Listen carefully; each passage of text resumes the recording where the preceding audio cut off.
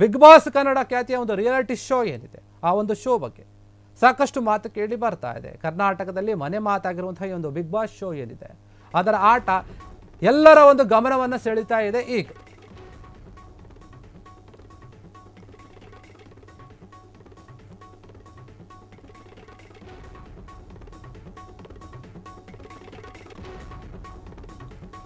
Big boss reality show ಏನಿದೆ, ಕನ್ನಡದ ಬಹು ಖ್ಯಾತಿಯ ರಿಯಾಲಿಟಿ ಶೋ ಇದು, ಜನಪ್ರಿಯವಾದಂತಹ ರಿಯಾಲಿಟಿ ಶೋ ಇದು.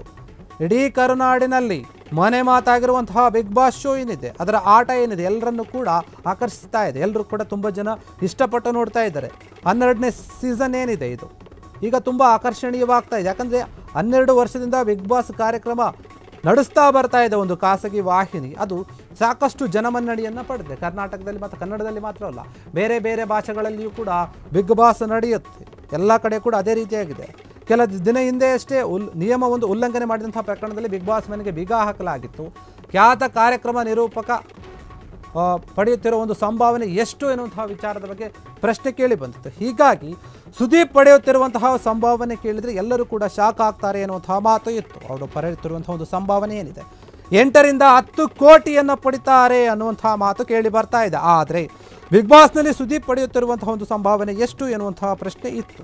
ಹೀಗಾಗಿ ಹಿಂದಿ ಬಿಗ್ ಬಾಸ್ ನಿರೂಪಕ ಆಗಿರುವಂತಹ ಸಲ್ಮಾನ್ ಖಾನ್ ಅವರೇ ಇದ್ದಾರೆ, ಅವರ ಸಂಭಾವನೆ ಎಲ್ಲರಿಗಿಂತಲೂ ಜಾಸ್ತಿ ಇದೆ. 150 ಕೋಟಿಯನ್ನು ಪಡಿತಾರೆ ಇವರು ಅಂತ. ಯಾಕಂದರೆ ಹಿಂದಿಯಲ್ಲಿ 19ನೇ ಸೀಸನ್ ನಿರೂಪಣೆ ಮಾಡೋಕ್ಕೆ ಸಲ್ಮಾನ್ ಖಾನ್ ಅವರು ಇಷ್ಟು ದೊಡ್ಡ ಮಟ್ಟದ ಒಂದು ಅಮೌಂಟನ್ನು ಪಡಿತಾ ಇದ್ದಾರೆ ಅಂತ ಹೇಳಲಾಗ್ತಾ ಇದೆ. ಇನ್ನು ತಮಿಳು ಬಿಗ್ ಬಾಸ್ ನಿರೂಪಕ ಆಗಿರುವಂತಹ ವಿಜಯ್ ಸೇತುಪತಿ ಸಂಭಾವನೆ 75 ಕೋಟಿ ಇದೆ.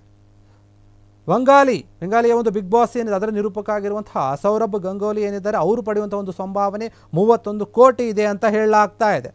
ತೆಲುಗಿನ ಬಿಗ್ ಬಾಸ್ ನಿರೂಪಕ ಆಗಿರುವಂತಹ ಅಕ್ಕಿನೇನಿ ನಾಗಾರ್ಜುನ ಅವರು ಏನಿದ್ದಾರೆ, ಅವರು ಕೂಡ 30 ಕೋಟಿ ರೂಪಾಯಿ ಒಂದು ಸಂಭಾವನೆಯನ್ನು ಪಡಿತಾರೆ ಅಂತ ಹೇಳಲಾಗ್ತಾ ಇದೆ. ಇನ್ನು ಮಲಯಾಳಂ ಬಿಗ್ ಬಾಸ್ನ ನಿರೂಪಕ ಆಗಿರುವಂತಹ ಮೋಹನ್ ಲಾಲ್ ಅವರಿಗೆ ಹಿಂದೆ ಅಷ್ಟೇ ಒಂದು ಪ್ರಶಸ್ತಿ ಕೂಡ ಬಂದಿತ್ತು, ದಾದಾ ಸಾಹೇಬ್ ಫಾಲ್ಕೆ ಪ್ರಶಸ್ತಿ. ಅವರಿಗೆ 24 ಕೋಟಿ ಸಂಭಾವನೆಯನ್ನು ಕೊಡಲಾಗ್ತಾ ಇದೆ ಅಂತ ಹೇಳುತ್ತೆ. ಹಾಗಾದರೆ ಸುದೀಪಿಗೆ ಎಷ್ಟು ಅಂತ ಬಂದಾಗ, ಕನ್ನಡದಲ್ಲಿ ಏನು ಬಿಗ್ ಬಾಸ್ ಸೀಸನ್ 12 ನಡೀತಾ ಇದೆ, ಅದನ್ನು ಸುದೀಪ್ ಅವರೇ ನಡೆಸ್ಕೊಳ್ತಾ ಇದ್ದಾರೆ.